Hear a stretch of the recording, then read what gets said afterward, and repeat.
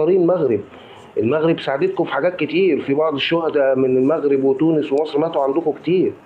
طب انتوا ايه؟ انتوا ما بتشيلوش الجميل ابدا؟ ما فيش بني ادم عندكم بيشيل الجميل ابدا، باصص ان المغربي ده المفروض ان هو يكون اخويا، احط ايدي في ايده، ما تيجي نعمل حلف بيننا وبين المغرب نطلع نبقى احسن من الامارات والسعوديه وقطر مثلا؟ ما فيش كده، ما عندكوش المخ ده، المخ ده مش موجود عندكم. انا المهم عندي المروك المروك المروك. ايه يا ابني في ايه؟ انا نفسي ايه العقده الازليه اللي بينكم دي؟ في ايه؟ وانا شايفهم هم الناحيه التانيه مش باصين لكم بطريقه اللي هو حتى لما بيجوا يتعاملوا معاكم بيقولوا لكم يعني اخويا برضه، اخويا. طب حاسس ان المغاربه بيطبطبوا عليكم بيقولوا لكم ايه؟ معلش ربنا يهديكم، ربنا يهديكم يكمل لكم بعقلكم كده وتتهدوا. والله بحس ان المغاربه يعني بحبهم بسبب الموضوع ده. وانتوا عقده فظيعه فظيعه. المشاريع اللي انت بتتكلم عليها جوه الجزائر، ما بصيتش على المشروع اللي كنتوا عاملينه بينكم وبين نيجيريا في خط الغاز؟ ان الشركه الصينيه اللي بتنفذ المشروع مشيت، الشركات الصينيه سابت المشروع ومشيت. ما تعرفش انت المعلومه دي سعادتك؟ ما تعرفش ان في شركه سنغاليه كانت بتنفذ معاكم برضو مشروع؟ الشركات الاماراتيه والصينيه مشيوا. هل دوت انت ما تعلمش عنه شيء؟ انتوا اكتر دوله لما بيخش لكم اجانب بينفذوا عندكم مشاريع بياخدوا بعضهم ويمشوا قبل ما المشروع ما بيتنفذ، قبل ما المشروع ما بيتنشئ اصلا، ما بيكتمل حتى. تحياتي ليكم جميعا، وبجد انا هو معصبني بصراحه بجد. كمال شكرا يا اخي اخي كمال. كمال اخي اخي كمال يونس، اخي بغيت يونس. نقول لك واش تقدر اخي نعم. انا ننزل طلع لي الاخ امين حنبال، الاخ التونسي، بارك الله فيك. انا مرحبا ننزل مرحبا بارك مرحبا الله فيك، خويا ننزل يونس. خويا. كمال يدير شكرا غير طالع. بزاف، شكرا بزاف على الفرصه، شكرا بارك على الله الفرصه فيك خويا. الكريمه مع حماده، مع الراي المغربي ما شاء الله، مع الاخ المهاجر، حبيبي يا يونس. ومع الاخ الطيقر حتى هو انسان محترم، وتحياتي لك الاخ. بارك الله فيك خويا يونس. يلا سير باش نطلع لك ميرسي. الاخ التونسي.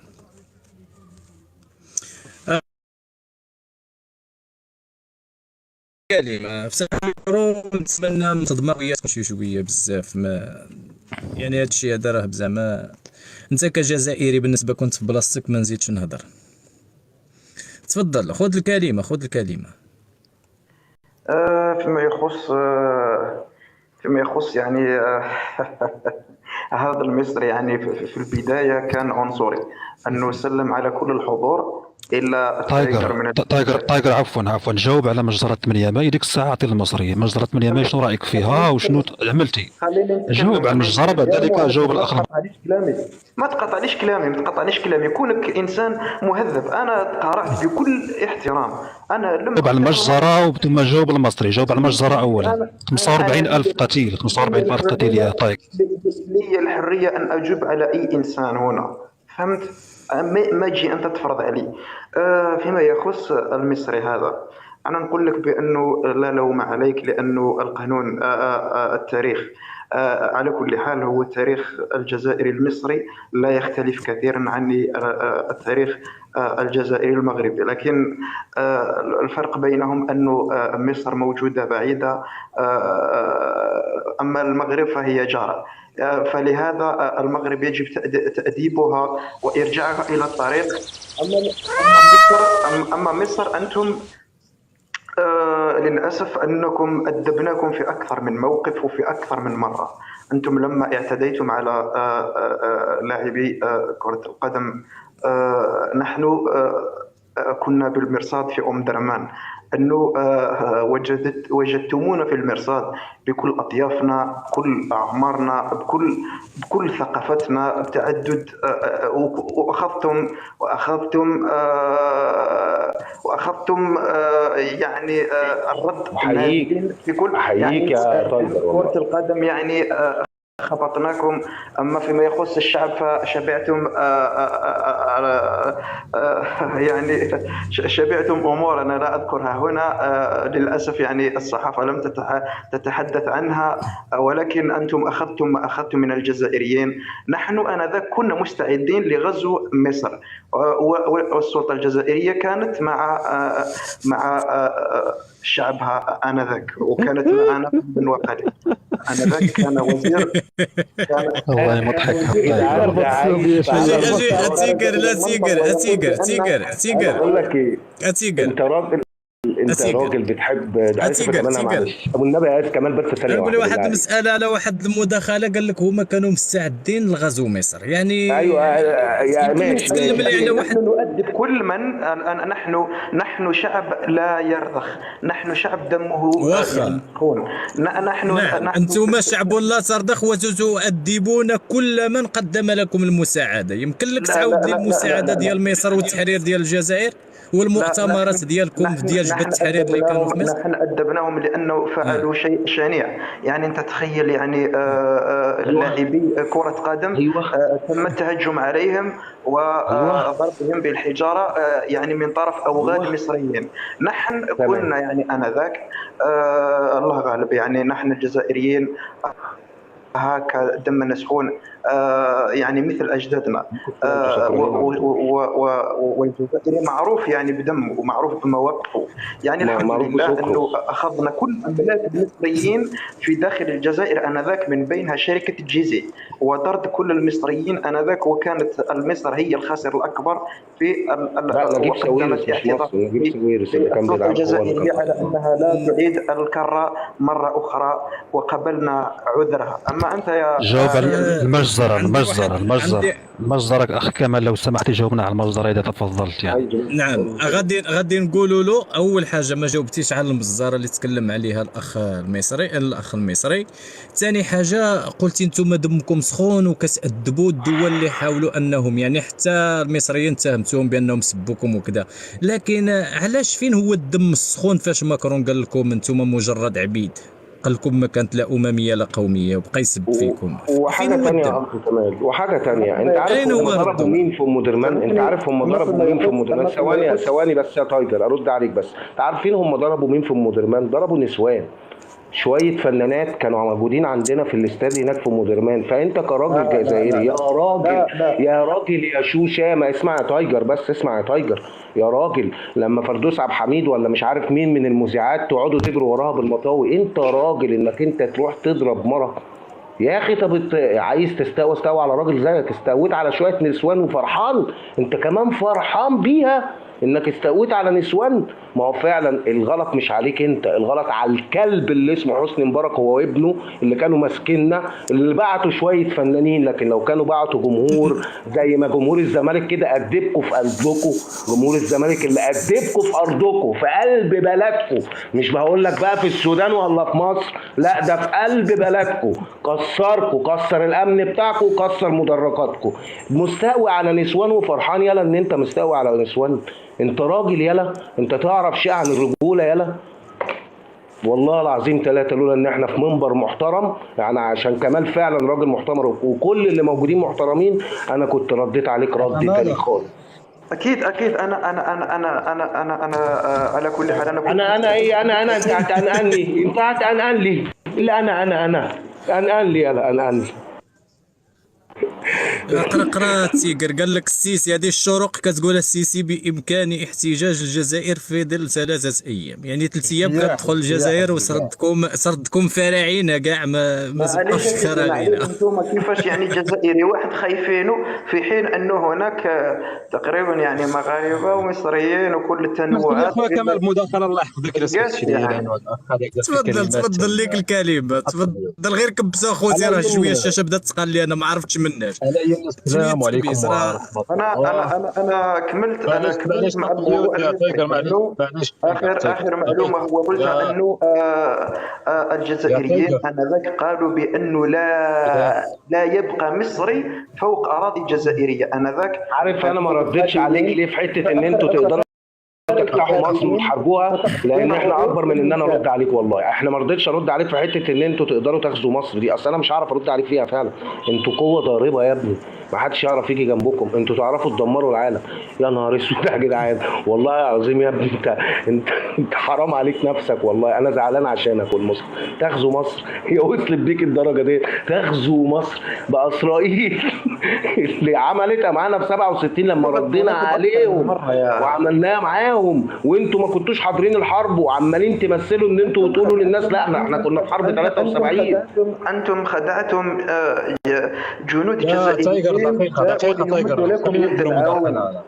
في حرب اكتوبر. يا سيدي التاريخ كله موثق عند الجزائريين.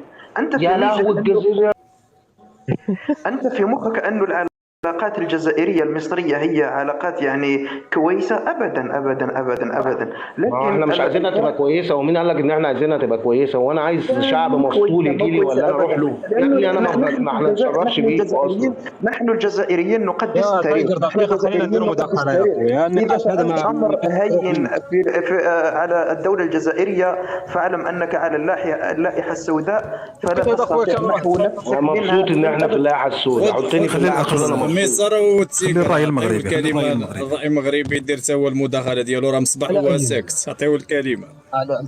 اولا السلام عليكم ورحمه الله، واهلا وسهلا بجميع الاخوه الذين انضموا الينا. من فضلكم شويه للتكبيس بارطاج اللايف، ومرحبا بجميع الاخوان. للاسف الشديد العنتريه الصبيانيه عند الجزائريين لا يمكن تفسيرها بصراحه، بل حتى المنطق يعجز عن تفسيرها.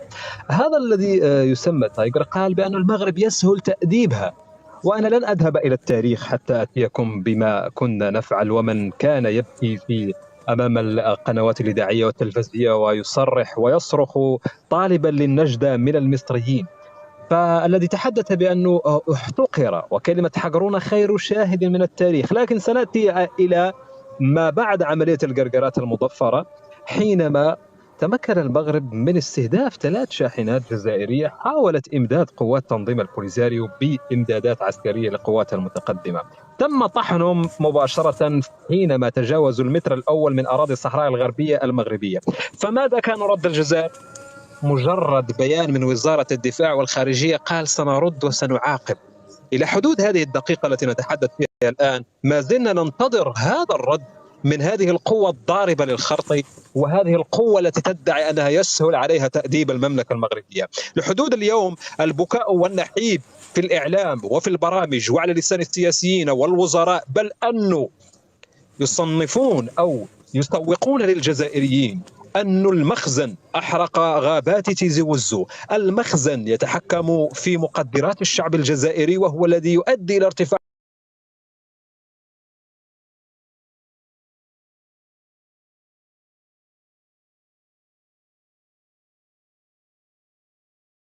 تصريح لوزير الخارجية وتصريح وزير الداخلية ورئيس الدولة أن المخزن المغربي هذه القوة العظيمة في شمال إفريقيا تستهدف الدولة الجزائرية، وأن الجزائر مستهدفة منذ استقلال أو استفتاء تقرير المصير في 1962. منذ ذلك الوقت تربى الجزائري الصغير قبل الكبير على أن يؤمن إيمانا قاطعا بأن الجزائر مستهدفة من القوة الإقليمية في المنطقة، ألا وهي المملكة المغربية المسماة عند الجزائريين المخزن الخطير الذي يهدد أمن الجزائر واستقرارها ويحاول التوسع على أراضيها والاستنجاد كان يتم بالمصريين، بل أن هناك تناقض حتى بين الجزائريين. فقبل قليل كان معنا واحد منهم يقول أن مصر قوة إقليمية في المنطقة، ثم يأتينا تايجر بسذاجته وغبائه فيقول أن مصر يمكننا احتلالها.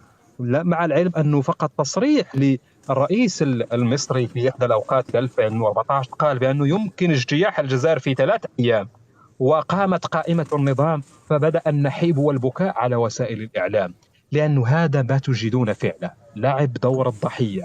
الجزائر مستهدفة من القوة الإقليمية في المنطقة اللي هي المخزن المغربي.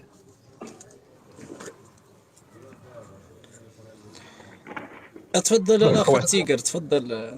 التاريخ اللي كتقدروا التاريخ وانتم دايرين تبون كيدير لجنه مشتركه بين فرنسا والجزائر، بين مؤرخين فرنسيين باش يكتبوا تاريخ الجزائر في 2023.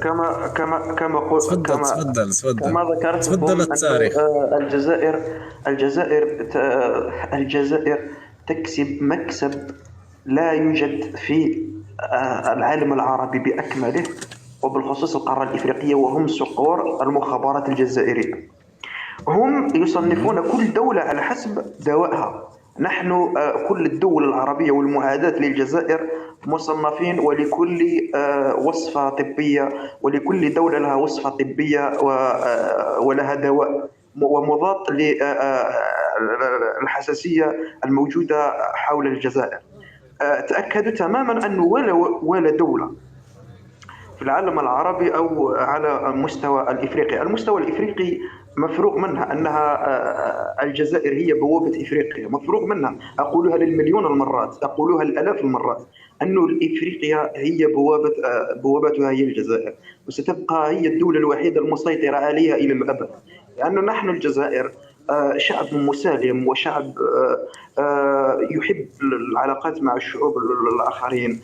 أنا نقول لكم بأنه الشعب الجزائري معروف في التدخل في القضايا المحيطة به، يعني من بينها قضايا الدولة الجارة ليبيا. يعني كنا السباقين في تسوية الأوضاع مع الإخوة المتناحرين بينهم في المغرب، ونتمنى لهم إن شاء الله يعني دماء جروحهم. ثاني كنا من السباقين في تضميد جراح الدولة. لا تنسى المجزرة يا طايقر، لا تنسى يعني المجزرة. دائما ونحن تونس نقول البنت المدللة بالنسبة للجزائريين بحكم تاريخها النقي والنظيف، لا لشيء سوى أنها نقية تاريخيا مع الجزائر. لا أعتذر اصبري نقول له واحد المسألة أختي عيون. اصبري أختي عيون باش ردا عليه. قال لك الجزائر عندها واحد القوة اللي ما كايناش عند العالم وكذا. اسمع هذه راه الجريدة ديالكم. تعرض مكتب المخابرات الجزائرية إلى عملية السرقة، هذه 2022 أبريل، في شهر 4 27 أبريل. بالله عليك الدولة اللي ما حماتش، المخابرات اللي ما حماتش مكتب ديالها تسرق. هذه مخابرات، هذه ديال الجدريال، هذه مخابرات حظياكم غير نتوما الشعب الجزائري. دابا هذا مكتب الجريدة ديالكم هادشي كيقول لك بأن المكتب المخابرات الجزائرية تعرض إلى عملية السرقة. بالله عليك دابا هادو واش عندهم؟ دابا انت عندك شي وجه باش تحشم، ولا هي كتهضر ولا ما فهمتش؟ انت مكتب ديال المخابرات تسرقت، يعني هي اللي خصها تجيب السارق، ولا كتقول لهم جيبوا لنا شي سارق؟ يعني هنايا واش كتطلب العون من المغرب؟ قول لي باش نعرفوا لكم شكون اللي سرقكم. اي المخابرات. جاوب المخابرات، القوة الضاربة. ضرب القارة، جاوب. انت علاش تقاطعني زعما؟ ليش تقاطع الا التيجر؟ لماذا لا تقاطع الاخرين؟ لا ماشي كنقاطعك، يعني انت كتكذب وحنا كنعطيوك المعطيات الصحيحه. انت قلتي القوه اللي ما كايناش في العالم المخابرات. اذا كان قلبك مريض على الاقل احترمني. اذا كان قلبك مريض لا اصبر. دابا هذه انا والله الا كنحترمك، ولكن ما تكذبش تيقر. انا نقول لك واحد المساله تيقر، انا غير نقول لك واحد المساله، هي ما تكذبش. مثلا انت قلتي القوه اللي كاينه في الجزائر ما كايناش في العالم هي المنظومه الاستخباراتيه. بالله عليك مكتب استخباراتي كيتسرق في الجزائر في 2022. ثاني حاجه، في كانت المخابرات فاجه الامن ديال فرنسا كيهز امينه بوراوي، واش كان راقد ولا في كان؟ قول لي في كان. يعني فين هي المخابرات باش ما يعرفوش باللي راه امينه بوراوي غيهزوها؟ كتعرف شنو هو المخابرات؟ وراه خصو يعرفوا الاحداث اللي كتدرس في فرنسا كتضر بالجزائر، خصهم يعرفوها. انت عندكم مخابرات حاضيه غا الشعب مسكين، شنو غتحضي؟ نسمع بعض النقطة أخي كمال. تفضل التيجر. نعم اخي. معك المهاجر إذا سمحت يعني. نعم اخي المهاجر. قبيله وانا لا زلت يعني اؤكد بعد المداخله اللي قمت بها على المجزره، لا زلت يعني اؤكد انه يعني يعطي على الاقل يعني ولو كلمه واحده عن المجزره يعني، وللاسف وما اعطى ولا كلمه واحده. وكل عنترياتهم على مستوى خطابهم يعني الشفهي موجه فقط للدول العربيه. المغرب سنقوم بكذا وكذا تجاه مصر، سنقوم بكذا وكذا تجاه مصر. يعني بالمقابل يعني ماذا فعلتم يعني تجاه يعني من قتل فيكم؟ يا اخي كنقول لك ب 45 ألف قتيل جزائري يقتلون بالرصاص الحي جوا وبرا وبحرا في 8 ماي 1945. انت شنو عملتي تجاه هذه المساله هذه؟ لم تعلق عليها بلا شيء. وهو يقول لك بان الجزائريين، نحن الجزائريين نقدس التاريخ. بالعكس، رئيسكم يا اخي يقول نحن نخاف من التاريخ. حتى شيخ الشيوخ المؤرخين في الجزائر يعني علق يعني وكتب مقال وقال بان الجزائريين يعني يخشون من التاريخ. وانا سارفق يعني هنا يعني كلام لأحد المؤرخين الجزائريين يتحدث عن مسألة تايجر، وأرى تايجر أنه ليس أهل نقاش في وإن مستواه لا يسمح أن يناقش مستوى يعني أكاديمي تاريخيا، لأنه فقط هو يعتمد على صح. أن يقرأ حرف من هنا ومن هناك. هذا الرئيس الجزائري يا تايجر يقول بأنكم تخافون أو تخشون يعني من تاريخكم يعني، ويعلق بعده كذلك مؤرخ جزائري على هذه المسألة، ما تجيش بعد ذلك وتقول نحن نقدس التاريخ. الأمور سيئة مخابرات جدا. على ذكر المخابرات باش لحظة لحظة لكن اسمع. احنا يعني للاسف شوف القصه اللي الأمور راهي سيئة جدا. اللي راهي شوف ارد على المصري والذكر احنا ارد على المغرب شعب يخاف من التاريخ. الذين يدافعون عن حقيقة الدولة الفرنسية، الذين يقولون أن فرنسا حاجة مزيانة، لكن أنا نقول أن هؤلاء سيدينهم التاريخ، ولذلك التاريخ الحقيقي أو المؤرخ الحقيقي هو من الذي يكون إلى جانب الحق، هو الذي يكون إلى جانب المستضعفين. هنا أخ تايجر يعني ينتهي الكلام ديال المؤرخ الجزائري محمد الأمين بلغيت، هو يعني يعطي شهادة نوح الله يا إخوان لما استمعت يعني لهذه الكلمات، سواء بعد أن قرأت مقال يعني المقال الأول للشيخ خليني اعرض شوف خليني كذلك اشوف بعد ما حقي اطلعت على انا الكلمات.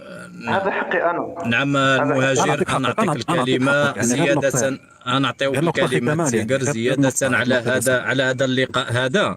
ما ننساوش ديك الأكاديمي محمد أرغون اللي قال في الكتاب ديالو: الجزائر بلد مشتت الهوية تريد الاستيلاء على تاريخ الدول كما استولى المستعمر الفرنسي على الشقق والأراضي الجزائرية.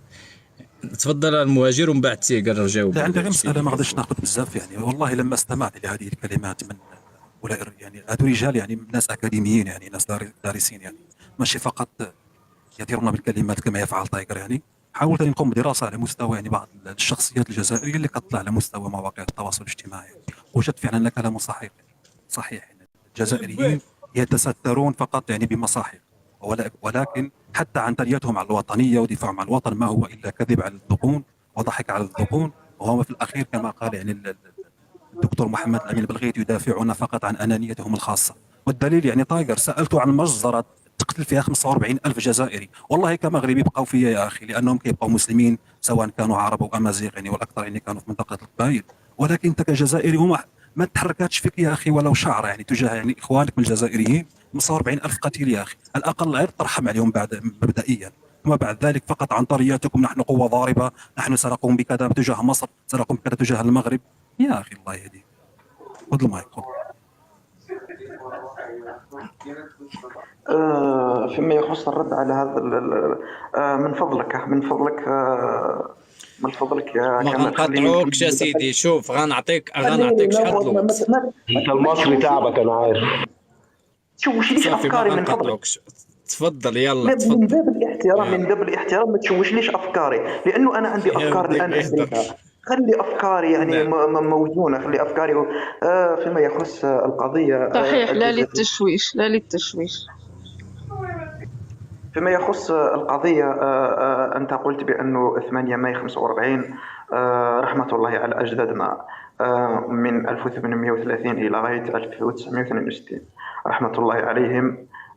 يوميا نحن في صلواتنا 5 صلوات ندعو لهم. ليس لنا يوم أو تاريخ. نحن تاريخنا مملوء بالتواريخ الدموية. نحن الجزائر كل حجر كل متر مربع يحكي عن قصة،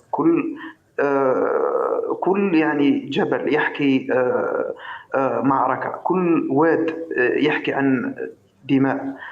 نحن في الجزائر علمونا أبائنا أنه في كل صلاة ندعو لأجدادنا رحمة الله عليهم، ونحن فخورين بهم. كانوا رجال في حين كانت فرنسا يعني تغزو إفريقيا شمال وجنوب غرب وشرق.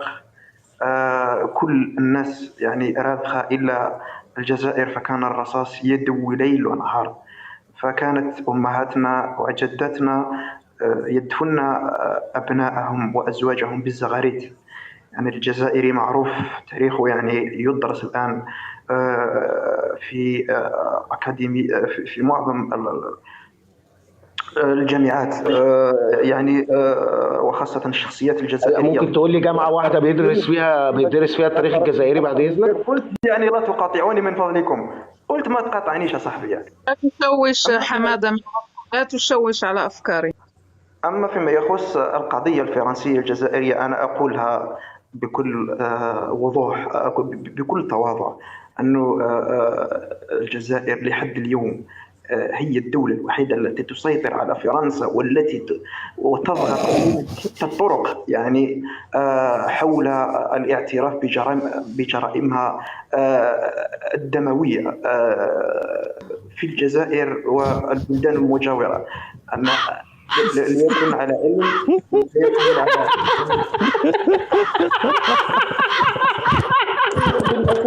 للاسف ما يخلوك يعني تكون الاخر يعني. انا في بزاف صاحبي، صبرنا تعيينا هذه اعتذر، هذه حركة متعمدة من اجل التشويش على افكار تايجر. أنا أتضامن معه. أصلا يا أختي عيون أفكار مشوشة منذ زمن يا أختي يعني مش اليوم. فيما يخص القضية لكم بأنه ليعلم الجميع في هذا الجاست لأنه فيه ضيوف ممكن هناك دكاترة يتابعون كلامنا، أنه فرنسا هي احتلت إفريقيا ولم تحتل إلا الجزائر، لكن الدولة الوحيدة التي واجهت هذا الاستعمار الغاشم بالسلاح وبشتى يعني بشتى أسلوب التأديب يعني المتعدي هي الجزائر. يعني في حين الجزائر كانت يعني تدافع عن ترابها، وحدة ترابها، في حين كانت دول يعني مجرد محميات، يعني مجرد محميات لشخصيات كل همها هو الاستمرار في السلطة. ممكن سؤال تايجر؟ لماذا الجزائر هي الوحيدة التي صوت فيها شعبها على أن تكون بلاده متعاونة مع فرنسا على عكس باقي المستعمرات؟ لماذا أنتم الوحيدين الذين صوتوا في استفتاء على ورقة مكتوب فيها الجزائر متعاونة مع فرنسا؟ سامحني، قلت بأنه معروف أن فرنسا استعمرت القارة الإفريقية بأكملها، ولكن الدولة الوحيدة الآن هي التي تطالب بكل حقوقها إلا وهي الدولة الجزائرية. جاوبنا على السؤال يا أخي. لماذا فرنسا أنتم الوحيدين الذين فرضت عليه؟ والدليل هو كل رؤسائها، جاوبنا على السؤال يا تايجر من فضلك. أنت الرأي المغربي شوشت على القادمة وهي أكثر أهمية من الفكرة السابقة. يا أختي هذا إن يزيدني فخرا على أنني الآن أنا هو صاحب الكلمة هنا ويتم التشويش علي، فهذا نعم صحيح، أتفق هم يتعمدون التشويش. الحمد لله نحن الجزائريين معروفين أينما نذهب نترك بصمتنا، وأينما نذهب نقول يعني كلمة الحق ولا نزيد ولا نقول هرطقات. أنا قلت بأن الجزائر هي الوحيدة التي تطالب بالمجرم المستعمر الفرنسي أن تعترف بجرائمها. أنا على التاريخ أقولها، في حين أن هناك بعض الدول كانت محميات لم تطالب يوما ما، في حين أن كل رؤسائها يعني كانوا أبناء فرنسا، تعلموا لغتها، ورثوا هناك وعينوا على هذه المحميات كملوك.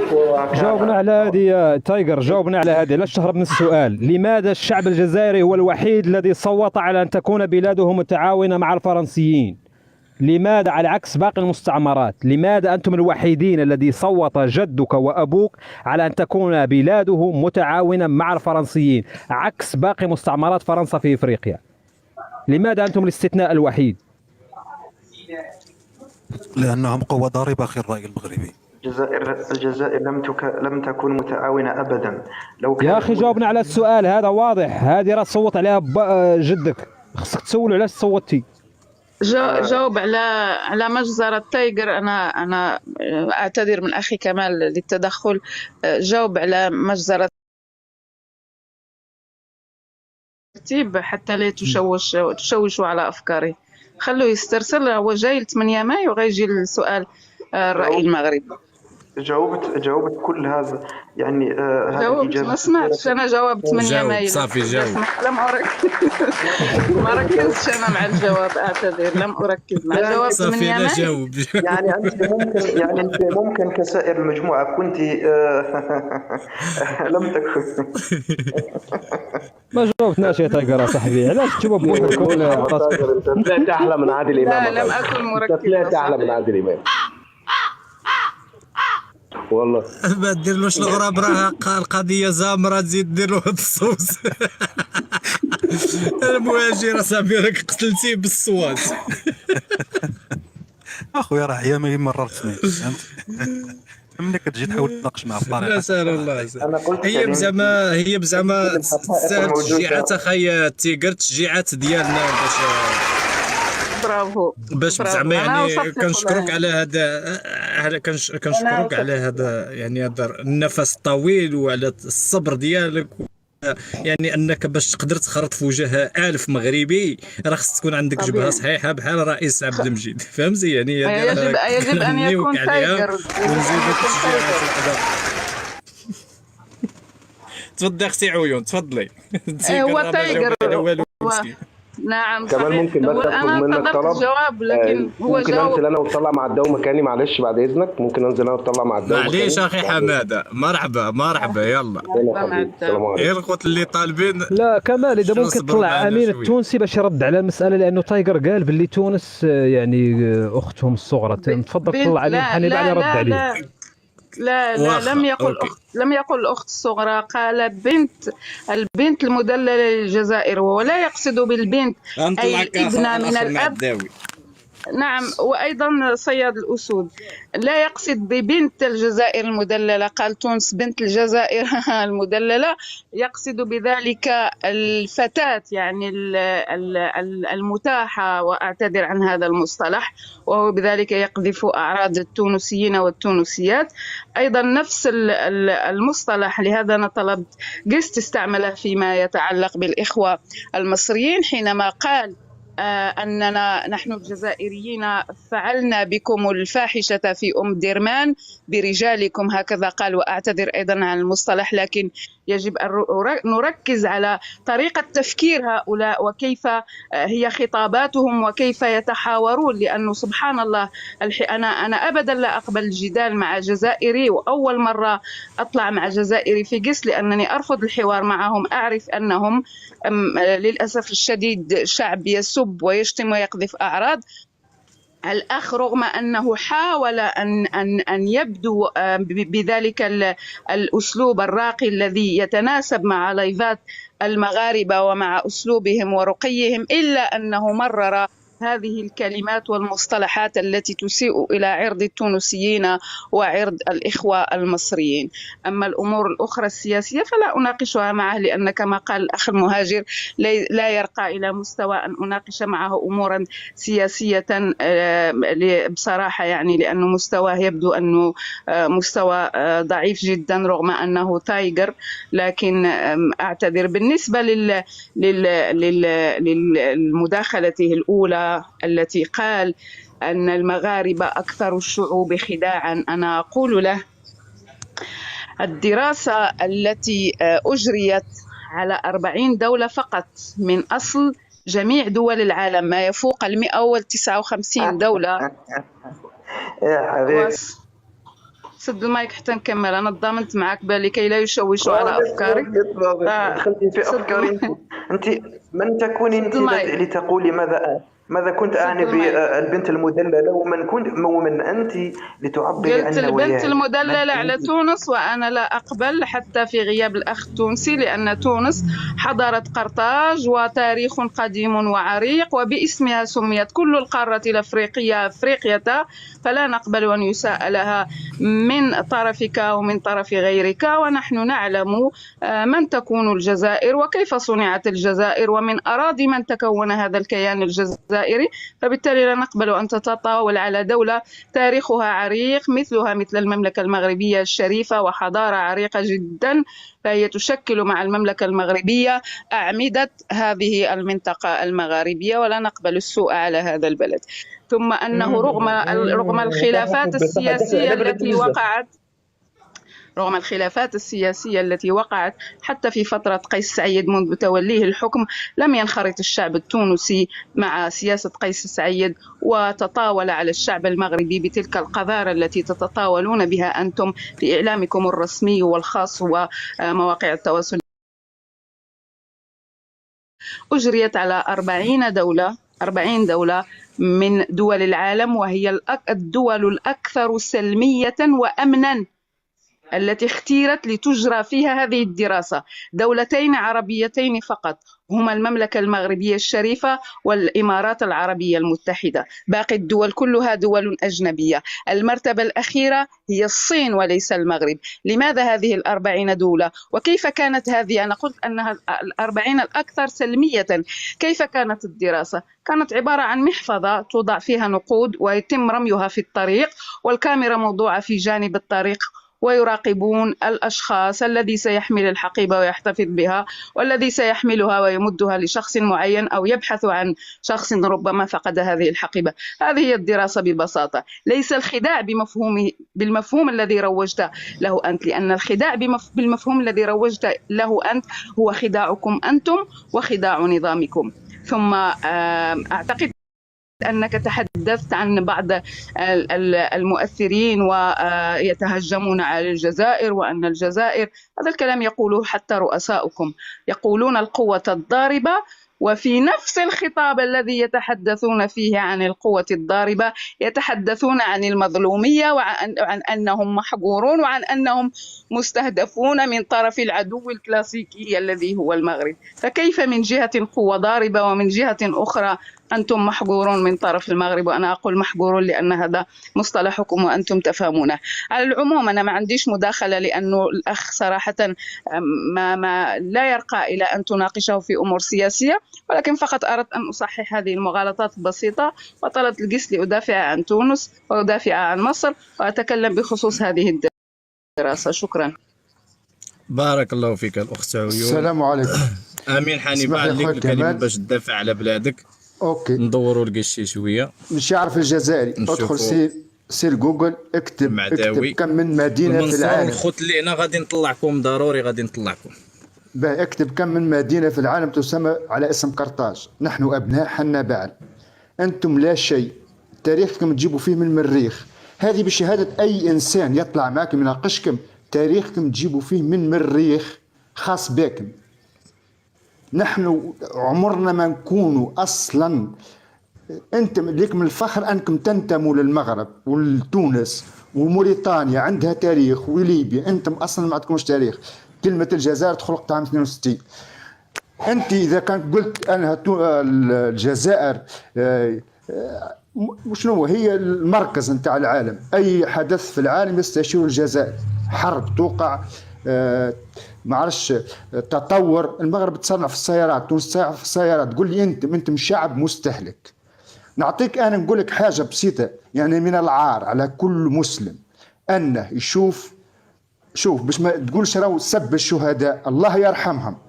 تشوف جمجمه جدك في متحف تتفرج فيه الناس ب 7 يورو و9 يورو و13 يورو، وما تمشيش تجيبه وتطلب في فرنسا بس بلا سعرات. عاود امين، عاود هادي شحال جمجمه جدك. ماشي هادي، لا ماشي هادي، عاود ديك 9 يورو والاخرى شنو هي؟ الثالثه من 7 9 يورو 13 يورو، هذوما التذاكر. هاد بالي قلت له تيزورو. لا 13 يورو. يعني من العار انك تطالب بجرائم وما عرفش. اول حاجه تطالب بها، هذا من العار. انا تونسي نحشم اني كي نمشي ويقولوا لي ثم جمج نتاع جزائري موجود هنا في المتحف هذا، فبالك انت جزائري. انتم تقذفوا واعطيناكم. نعطيك نقول لك الفلوس اللي عطيتوها كيفاش هي كانت وديعه. من بعد اش عملتوا؟ هزتوا الوديعه وحطيتوها في السوناطراك نتاعكم، لان احنا ثم انبوب غاز يتعدى على تونس، عندنا نسبه معينه من الغاز اللي يتعدى على تونس، وانتم ونستوردوا من عندكم في الكهرباء. يعني انتم حطيتوه وديعه، بعد هزيتوه خلصتوا منها، وتقولوا طلابه نزلت لهم فيديوهات ونحب نوريهم لكم. هي التلفزه نتاعكم تقول لك هجوم من المناطق الحدودية الجزائرية على تونس يتهافتون على السميد. ما نعايركمش احنا ما نعايركمش، لا نقولوا تهافتوا ولا هزوا ولا حتى عادي. هي تهريب موجود في كامل العالم. امريكا اقوى دولة في العالم، والمكسيك وعاملين لي بارير ومنصات اقمار صناعية تتعدى تهريب، يتعدى معروف. يعني يستحيل انك ان عندكم حدود مغلوقة مع المغرب فيه تهريب، اكيد فيه تهريب. يعني هي عين اي تاريخ وتحكي بنتكم الصغرى اختكم الصغرى ولايه، ما نتشرفوش اصلا ما نتشرفوش اصلا انكم تنتميوا للمنطقه ذيك. احنا وخذها قاعده من تونس من هنا فصاعدا باش تنشر هذه، حتى الناس المكرغله هذيك باش تكون ضدكم. وسكروا الحدود. ثم مواطن العشيه تقول التوانسه وطلابه وكان خطوكم وهبط فيديو كان خطوكم تموتوا بالشر. خلونا نموتوا بالشر يا خويا، احنا نحبوا نموتوا بالشر. احنا خرجنا ديكتاتور قلنا الخبز وما بن علي، لا خلونا نموتوا بالشر يا خويا. سكروا الحدود. اذا كان انتم عندكم ذره رجوله اخرجوا عملوا تظاهره وقولوا سكروا الحدود على التوانسه خلي يموتوا. والله عار اني نناقش واحد.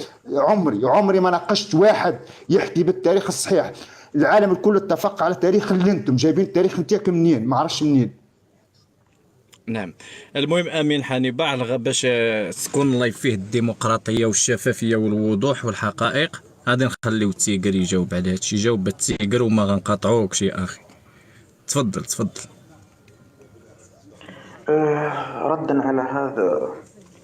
ردا على هذا الذي لا يمثل الشعب التونسي الشقيق، أنا أقول بأنه تونس، علاقة تونس بالجزائر هي علاقة معروفة، خاصة التاريخ. نحن في الجزائر علاقتنا نأخذها من التاريخ.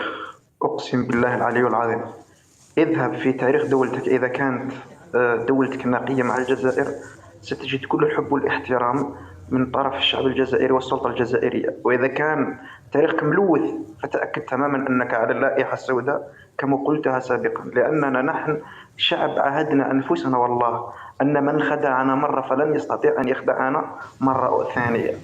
ما يخص القضية التونسية الجزائرية، والله الحمد لله أنه أنا أقول للجزائريين أن يفتخروا أن رزقهم الله بأخت جارة تونسية، وأنا أقول إلى التونسيين الأشقاء أن يفتخروا أن هناك شعب يحبهم في الله، لا لأجل أموالهم ولا لأجل بلدهم ولا لأجل أي شيء، إلا أنهم لهم تاريخ نظيف، لهم تاريخ نقي، أنهم ساعدونا في تحرير بلدنا.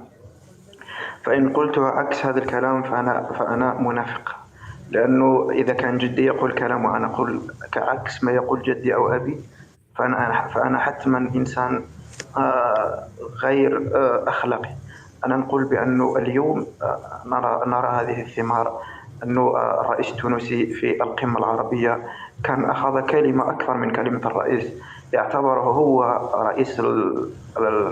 رئيس الدورة آنذاك، في حين أن كل الصحف يعني انتقدت الرئيس التونسي، إلا الجزائريين افتخروا بهذه الكلمة المطولة التي أحيا فيها كل حب الجزائريين، والتي يعني تكلم عن كل المحبة وكل الإعانات سواء المادية والمعنوية التي قدمتها الجزائر. وهذا لا لومة علينا ولا نلوم إخواننا. أنا قلت بأنها ستبقى ابنة المدللة، أنا قصدت بالبنت المدللة.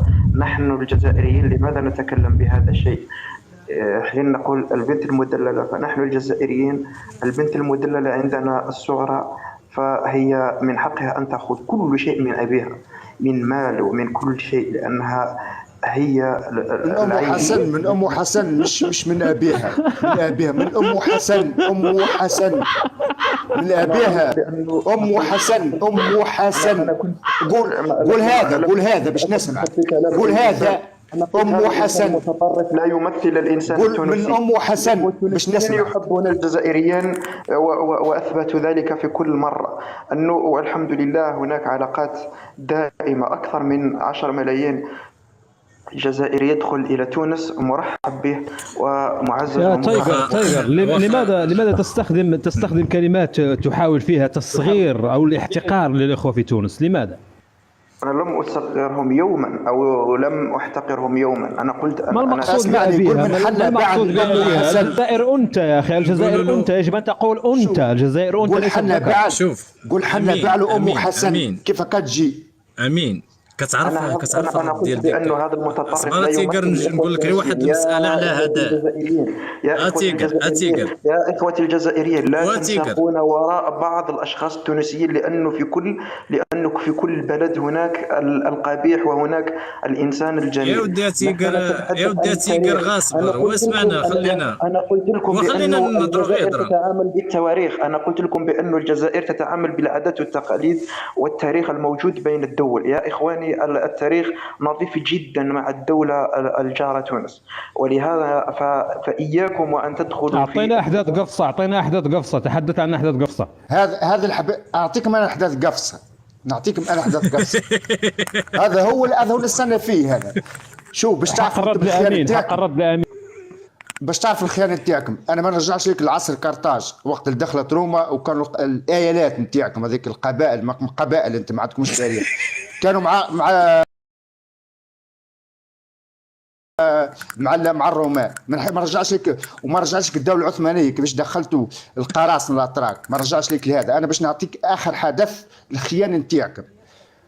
كان واحد عامل خويا كمال، عامل بسيط هو معارض، مشى لليبيا جند معمر القذافي. شعمل جند معاه مجموعه تونسيه وبعثوهم لجنوب لبنان. ما نحبش نذكر الحركه لانها فلسطينيه هي اللي دربتهم، ومن بعد هزوهم للجزائر للبوليزاريو، كملوا التدريب معهم مع البوليزاريو. بعد دخلوا على الحدود الجزائريه، سلاح ومواد غذائيه دخلت على الحدود الجزائريه، وموثق هذا، ونزلته في فيديو ولكن الكونت ضرب لي ونزل نعاود ننزله هذا. وتقول لي انت احنا عاونا، انت محبته وشفتوا عملتوا بوليخاريو هذه اللي عملتوها للمغرب، حبيتوا تعملها في تونس. الحمد لله لقينا راجل وقف معنا اللي هو الحسن الثاني، الله يرحمه ويطيب مثواه ان شاء الله. هذاك الانسان الدوله الوحيده العربيه اللي عاونتنا. وقت اللي عيط له بورقيبه قال له راهي ثم مشكل، قال له نعرف الخطاب بتاعه موجود، نعرف الشعب التونسي ونعرف راهي الحكومه اللي جاها نهار تمشي، لكن الشعب جامي باش تضرب الشعب. وكان وقف معنا وقال له الجيش المغربي بكامله تحت امرتك في اي وقت. بعث طائرات لنقل الجنود من تونس العاصمه لمدينه قفصه، وكانت في نفس الوقت كيف ترجع تهز الموتى الشهداء هذوكم وتهز المستشفيات والجرحى. نحبك انت تفسر لي التفسير هذا وبالتوثيق. انا ما نحكيش كاكرة الجماجم نجبدها لك انا النهار، ونجبد لك البحث كامل تاع قفصه بالتوثيق، وحتى ام حسن نجبد لك التوثيق نتاعها. حتى ننزل لك فيديو حتى في البرازيل، سمعوا حتى في البرازيل. اخ كمال تو نبعثوا لك الفيديو نتاع البرازيلي اللي يحكي عن ام حسن جزائريه. لا، ولكن البرازيل ما يمكنش، هذه ما نامنكش فيها، لان البرازيل قال لك مشتقه من كلمات شنو سميت هذاك السميه؟ هذا قال لك جزائريه، قال لك البرازيل قال لك هذه السميه راه جزائريه. كيفاش البرازيل جزائريه وغادي يكتبوا هذا الشيء هذا؟ والله الا سمعت واحد المؤرخ قال لك شوف خويا كمال وعد انت والراي نبعثوا لكم اللي نخرج من اللايف، نبعثوا لكم الزوز تاع البرازيل. والله الا كارثه. عزوز هي هذه ما يخص بها انا في كل تدخلاتي لحد الان لم انقص من اي طرف قيمته. انا اذا كان هناك بعض اذا كان ذكرت بعض الامور فهي تاريخيه او موجوده على منصه جوجل أنا لم أقلل من أي إنسان. أنا من المفروض الناس أي تتفرج فيك بريسك ميل بيرسون، على الأقل احترم إنتقي كلماتك. يعني أنا لما تقول لي الشهداء والجماجم، أنا أعرف نفسي، أنا عارف أجدادي أنهم في جنات الخلد لأنهم ماتوا من أجل شوف ما تمررش مغالطات. انا لسه بيتها قضية ولأنه لسه هو لو قلت فيها بكلمه اصبر حنيبال. الناس على الأقل انتقوا كلماتكم، لأنه أنتم الآن تمثلون الدولة. اسمعني تيجر حنا هنا حتى واحد ما سب هاد الشهداء، غير اسمعني، حتى واحد ما سب، غير صبر حتى واحد، اسمعني يا تيجر، حتى واحد ما سب الشهداء وما غنسمحوا لتا واحد يسب الشهداء ديالكم، حيت حديث ديال الرسول صلى الله عليه وسلم قال لك اذكروا موتاكم بخير. حنا شافنا ديك الناس ماتوا وداك الشيء اللي وقع لهم في فرنسا راه كيحزنا حتى حنا في نفوسنا، ما سبهم لا امين لا حتى شي واحد. حنا ضد شي واحد يسب لكم الشهداء ديالكم، الى ربي اللي غيكون بالمصير ديالهم. الا كانوا قاتلوا من اجل بلادهم وماتوا شهداء راهم عند الله شهداء، والا كانوا ماتوا على غايه اخرى راه هما اللي عند الله يحاسبهم. حنا لا دخل لنا في هذا الشيء. تفضل تيقر وخلينا من هادشي ديال الشهداء، وتبقى تقول له حقا طعننا لك في الشهداء. حنا ما كنطعنوش في الموتى كيف ما كنوعوا. غير انا شخصيا اخي كمال كمغربي انا نعطي لو يكمل. يعني اليوم يعني كنشتغل على واحد العمل اللي فيه يعني ذكر يعني الشر والقمع اللي مارسته السلطات الاستعماريه الفرنسيه تجاه الجزائريين، خاصه يعني مجزره 8 مايو 1945 وقبل ذلك. يعني حنا كنحترموا الشهداء، كنحترموا كل من سقط من اجل ارضه، يعني لا ما تشد في ديك الشماعه ديال سب الشهداء وكذا الى اخره. هذا هو الطريق هادشي اللي بغيت نقول. كيجيب هو شبهه كيفاش دار استراتيجيته اخي كمال، كيجيب شبهه سواء تاريخيه ولا سمعها حنا الشهداء من كذا، ومن بعد يقول لي حنا الشهداء ديالهم الله يرحمهم ما نسبوهم ما والو. نعم خويا كمال، انا عارفه باش يقول لك تسب في شهداء. اول كلمه قلت له الله يرحمها، اول كلمه، وارجع على اللايف مسجل عندك وارجع. اذا كان قلت فيهم كلمه عيب انت اجي في لايف والله يجيك وقول لي ماكش راجل. نعم ها واجبت لك هذا يقول لك ماشي راجل، في وجهك عندك يسبك كاع. تفضل الكونتاس قسطنطين العالو بانه السلام عليكم. والله هذا دخلت والله ما على باليش في الموضوع وشي هو. نعم تصنت واحد شويه، غنعطيو الكلمه للمعداوي باش تفهم الموضوع القسطنطينيه. ما كان حتى مشكل. السلام عليكم اخويا كمال. وعليكم السلام. الرأي المغربي المهاجر اخ امين، الاخ اللي معانا اللي طالع في القس، الاخوه والاخوات. انا كنت طالع على ود اسمه تايجر اللي كان معاكم ده، فاتصنطت شويه كده فسمعت ان هو ذكر ام درمان واللي حصل في 2000 في الكوره في الماتش اللي كان معانا في السودان معاهم. فطبعا الاخ امين طلع واتكلم، فكنت عاوز اتناقش مع تايجر، لان تايجر طبعا انا مش هشوش على الافكار اللي عنده، بس انا ليا نقاش معاه. لو موجود معانا بتاع تايجر لو سمحت، اما اشوف الخاص بتاعك ده اخرته ايه معاك يا تايجر. تايجر واش باغي يولي يرجع عندك لهنايا؟ واش هو كاين تونسي كاين مصري كاين جزائري كاين مغربي وباغي يطلع يناقش؟ لا انا ليا حق الرد، ودافع عن بلدي. غنخليو شوف باش غادي نعزو. نعم باش غادي نعزو القدره ديالهم باش يقول لك شايه حنا حقا طلعت تايجر. خويا كمال كلمه. نعم. شوف هم يفتخروا هي حصلت حادثه. انا وليد صغار مغاربه يذكرها خويا كمال، خويا الرأي ممكن انت ما كتبتيش. بوليد صغار 17 سنه، تتصور انت قسما بالله العلي العظيم يكونوا في غابه ما تصرفوش معاهم كيف هكاك، في غابه فيها الوحوش لا تصرفوا. ذكرها خويا كمال بالكش نكذب. الكوب اللي تنظف في الجزائر مش هذا اللي قبله، لوليد صغار قسما بالله العلي العظيم كي شفتها الا حوايج تدمي القلب، وجي يفتخروا بها. احنا عملنا شي رياضه، هذه هي رياضه تآخي بين الشعوب، ما عندها حتى علاقه بالتاريخ أنا ردا على هذا الكلام قلت لكم بأنه تونس، أنا أوجه كلامي إلى الإخوة التونسيين والإخوة الجزائريين.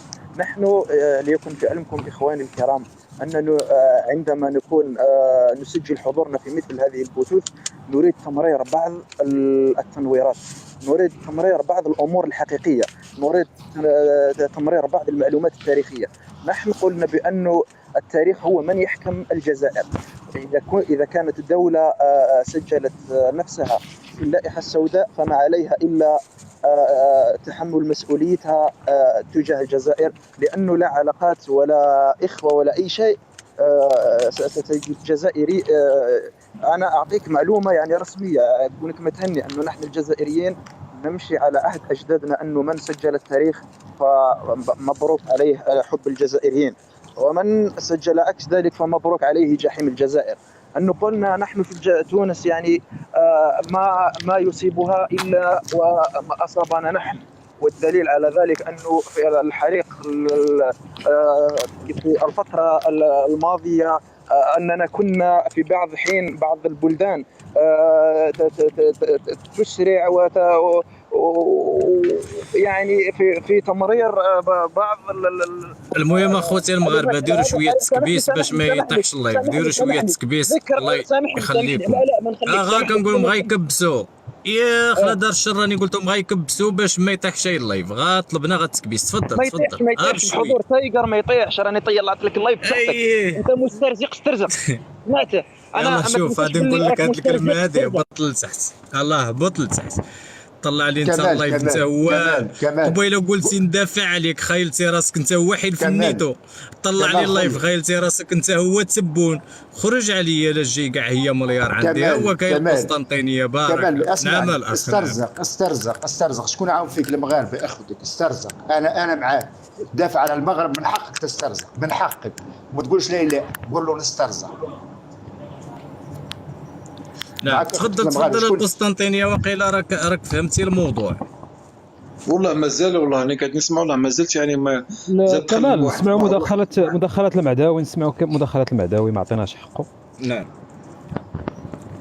السلام عليكم. وعليكم السلام. طبعا المعداوي كمال رد عليه، هو يسمع لتحت، رد عليه. اسمع تايجر، طبعا انا طالع بما انك انت بتطلع طهارتك علينا في اللايفات انت وامثالك، تطلعوا تتكلموا دايما تقولوا مدرمان. اولا كنتوا انتوا فايزين في الماتش يا معداوي، عندك مشكله في السماعات، عندك مشكله في السماعات. تمام ظبطت السماعه. فطبعا كنتوا انتوا فايزين في الماتش والله يسهل عليكم، والكره يعني هارد لك، مبروك للفائز وهارد لك للمغلوب. ولكن احنا هنرجعوا للعقليه والتخلف والكلخ اللي انتوا عايشين فيه. وطبعا مع احترامي للجزائر الحر اللي هو فعلا استنكر اللي حصل واعتذر، وطبعا اعتذارهم كان مقبول. تطلع انت بقى تتكلم عن التاريخ وتقول ان تاريخكم يدرس في الجامعات. طيب انت اما انتوا دولة من 62 اتأسست على قواعد طبعا للمستعمر الفرنسي والاغراض واهداف فرنسا. طالع انت بتتكلم ان انتوا بتدرسوا التاريخ. طيب فين المغرب؟ فين تونس؟ فين مصر؟ فين العراق؟ فين سوريا؟ يعني انتوا الدولة الوحيدة اللي هي لا تاريخ واحنا دول بلا تاريخ. اسمع يا تايجر، اولا انت اكبر شيات واكبر خريط واكبر مهارتك في اللايفات، وانا متابعك، ولا لايف انت بتطلع فيه جملة مفيدة.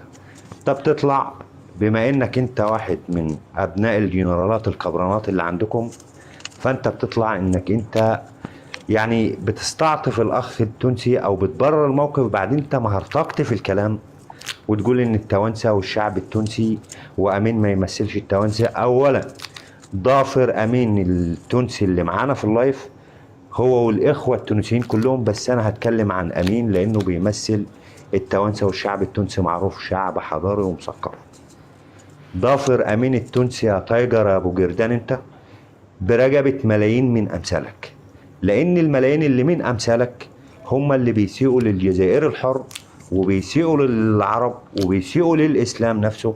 فما تطلعش انت تهرتك علينا وتغلط في الدول وتتكلم وتقول ان انتوا تاريخكم بيدرس في الجامعات. اولا تاريخكم ما بيدرسش في الجامعات ولا شيء، انتوا تاريخكم انتوا بتدرسوه منكم لنفسكم، تاريخ مختلف عن الواقع وعن التاريخ اللي احنا قرأناه واللي احنا اتعلمناه في المدارس واللي احنا قرأناه من خلال المؤرخين اللي هم الشرفاء العالميين المعروفين. فانتوا ماشيين ورا الجوجل وماشيين ورا الدكتور البيطري بتاعكم اللي هو تقولوا عليه محمد دمير. فمحمد دمير ده احنا بنسموه عندنا دكتور الكلاب، واسمحوا لي وحشاكم من اللفظ. فالدكتور ده انتوا ماشيين معاه، دلس لكم في التاريخ، كتب لكم كتاب تاريخ كده معرفش جايبه منين هو. المهم انكم مقاطعة فرنسية، وما زالت فرنسا لحد الآن هي مستعمرة الجزائر.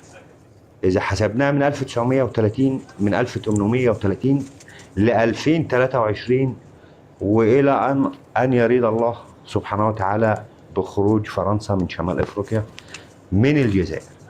فما تطلعش أنت مدلس للتاريخ تنقص من حجم تونس وحجم مصر وحجم المغرب وحجم الدول اللي هي شعوبها لما تتنفس بتتنفس تاريخ. لأن احنا عندنا ما يكفينا من التاريخ ان احنا نتناقشوا معاك ونتناقشوا مع اللي اكبر منك ايا كان من هو في بلدك. فاوعى اشوفك في اي لايف تجيب سيرة مصر او تجيب سيرة تونس او تجيب سيرة المغرب، لان الثلاث بلاد والدول العربية كلها عند واحد. عدا دولتك انا احترمها في لحظة واحدة بس، الا لما الجزائر الحر يطلع وينتفض وانا هكون معاه قلبا وقالبا وسنده ودافع معاه. لان طول ما فيها الشياكة اللي زيك وامثالك بتطلعوا تعيشوا دور التقية. مصر واحد يطلع يدلس في التاريخ، واحد يطلع بالتقية، واحد يطلع يسب. طب اللي يسب احنا عارفينه ده تربية، اصلا تربية غير اخلاقية، تربية منحطة. فما تطلعوش تعيشوا علينا دور التقية، لان دور التقية ده معروف عند فئة معينة في الدول العربية اللي هم متمسكين بيه ونشروه عندكم، وكان خوفنا عليكم مش اكتر، وخوفنا على الجزائر الحر. انا ما خافش عليك، انت غرفة 60 داهية انت وامثالك اللي هم بقايا فرنسا احفاد فرنسا. انا خوفي كله على الجزائري الحر اللي هو مكتم الافواه، اللي هو مكبوت في بلده. ما علينا من الشأن الداخلي عندك، ما يخصنيش لا من قريب ولا من بعيد، ولا يخصني ان انا اتكلم فيه ولا احب اتكلم فيه اصلا. فاما تطلع في اللايف يا تايجر يا ابو جردانيا اللي بتطلع بكل حساب باسم مختلف، ولكن ثواني لا تقطع، لا مش قصدك واش قصدك بالجزائر الحر؟ واش قصدك؟ لا الجزائر الحر اللي هو الجزائر الحر اللي هو ابن الاحرار اللي هم سفكت دمائهم وكتمت افواههم هناك عندك في الجزائر. دول انا بتكلم عليهم، ودول احترامي لهم، وبعلنها من عند الاخ كمال احترامي للجزائر الحر، وليس للكرغولي من بقايا فرنسا احترام عندي لا من قريب ولا من بعيد. فلما تسمع الكلام اذا انت جزائري حر اركن على جنبه وما تكلمش وما تردش ولا تقاطع في الكلام. حاسب نفسك انت من الفئه الثانيه، خلاص رد وهاجم وانا هرد عليك ما عنديش مشكله. واذا ثبتني بالاب وبالام زي ما انتم متعودين طبعا انا ما بردش السب بالاب وبالام، بس انا اعرف اسم بدن الكرغولي بقايا فرنسا بكلمات فعلا، وللاسف ما عندوش احساس ولا عنده شعور ولا عنده اي شيء على الاطلاق. فبقايا فرنسا بيسيئوا لجميع الدول العربيه، وبيسيئوا للاشقاء في المغرب والاشقاء في تونس. فانا كلامي معاهم ومشكلتي معاهم ومشكلتي مع نظام مقيت بائس. فلما تطلع تتكلم هتقاطع بالادب بالاحترام هحترمك، غير ذلك انا ما عنديش احترام لحد بيقاطع بالاساءه وبالوقاحه وبالسفاله اللي بنسمعها في اللايفات ليل نهار. فتايجر انا بحذرك، هتطلع وتذكر مصر او الشعب المصري من قريب او من بعيد اقسم بالله همسح بك الارض انت وامثالك. وانا معاكم في اللايفات طبعا عموما، ولكن الجزائر الحر اللي انا بعرفه وبيعرفني عارف ان انا ما بسيئش له في اللايفات، وعارف ايضا ان المغربي والتونسي واي حد من الشعوب العربيه ما بيسيئش له اطلاقا. فاحنا اخويا كمال واخويا الراي المغربي والاخوه اللي معانا في الجست، احنا بنتعاملوا مع الذباب الالكتروني وبقايا فرنسا وولاد الحركه اللي هم اساءوا للعرب جميعا. فلما نتناقشوا معاهم نتبعوا معاهم سياسه العثمانيين وسياسة فرنسا اللي هي سياسة القمع. الكرغولي مالوش غير انك انت تقمعه، لان هو اتعود على ذلك، عاش 600 سنة مقموع وراضي وساكت ومبسوط. فالكرغولي عندي انا ما عنديش تعاطف معاه، عندي لغة القمع، اقصفه ولا ابالي، وبعيد عن الاب والام، لان تربيتي تمنعني ان انا ارد الاساءة بالاب.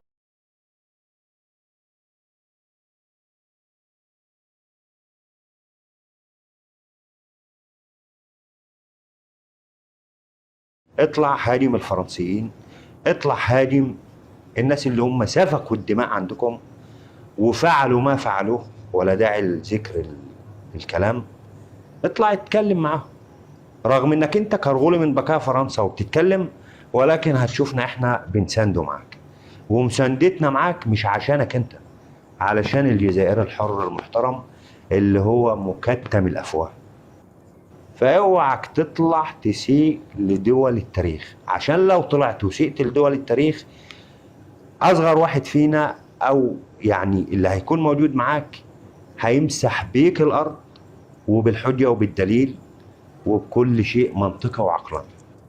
ما سمعناش منكم جملة مفيدة، سمعنا منكم وقاحة، سفالة، قلة تربية، قلة حياة، قلة كل شيء سيء سمعناه منكم.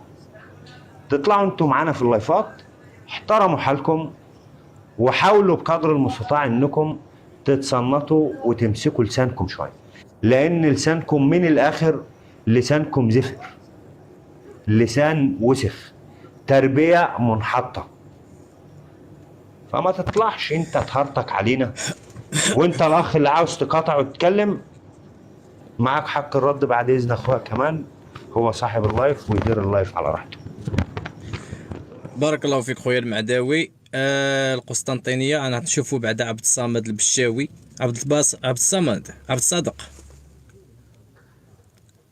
البشاوي. مرحبا، السلام عليكم. شكرا على الاستضافة، وأشكركم كذلك على هذا الحوار الراقي الحضاري الذي يؤمن بالرأي وبالرأي الآخر. وأتمنى أن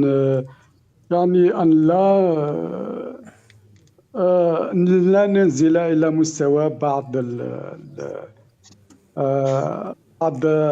الأشخاص الذين يسربون المغالطات، بما في ذلك المغالطات التاريخية والقانونية والواقعية.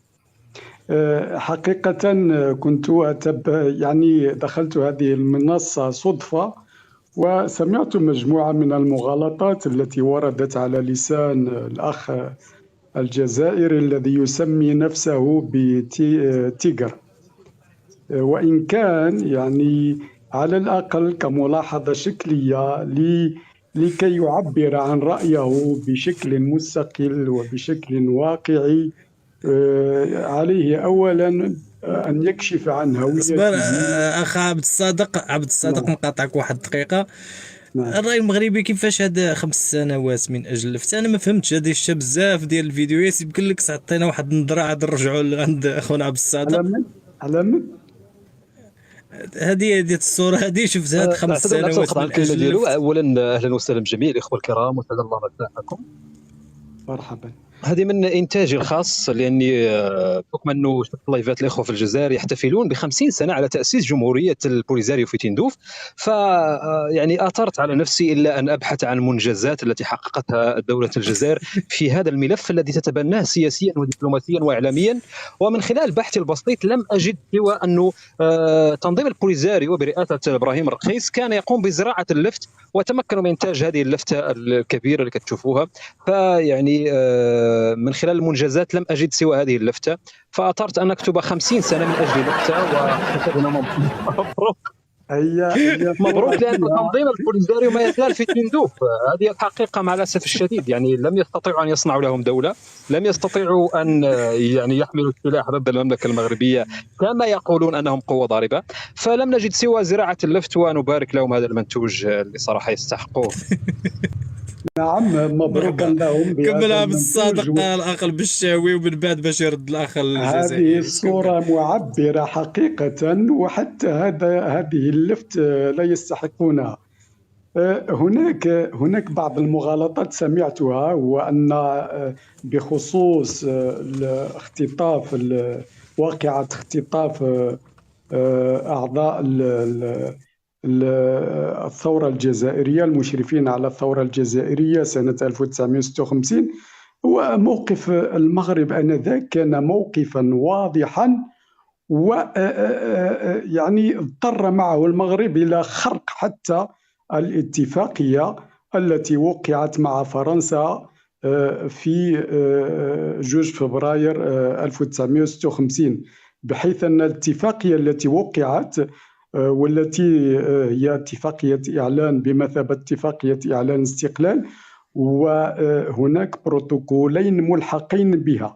وهذه الاتفاقية تنص على أن يعني كمرحلة أولى، لأن الجيش الفرنسي كان ما زال موجودا في المغرب، لأنه لم ينسحب إلا بعد 2 أو 3 سنوات، وكانت تنص هذه الاتفاقية على أن فرنسا هي التي ستتكلف بالسياسة الخارجية للمغرب في انتظار تشكيل وزارة الخارجية، وكذلك تقديم ملف الاعتراف إلى الأمم المتحدة. لكن بخصوص هذه الواقعة ودعم الثورة الجزائرية، المغرب أعلن ندد بهذه الواقعة، وكذلك أعلن عن دعم الثورة الجزائرية والحق الشعب الجزائري في التحرر والاستقلال بشكل يتنافى مع الاتفاقية التي وقعت في فبراير 2 مارس 1956. وفرنسا نددت، وكادت أن تحدث أزمة دبلوماسية بين المغرب وفرنسا بخصوص موقف المغرب من عملية اختطاف ومن دعم المغرب للثورة الجزائرية.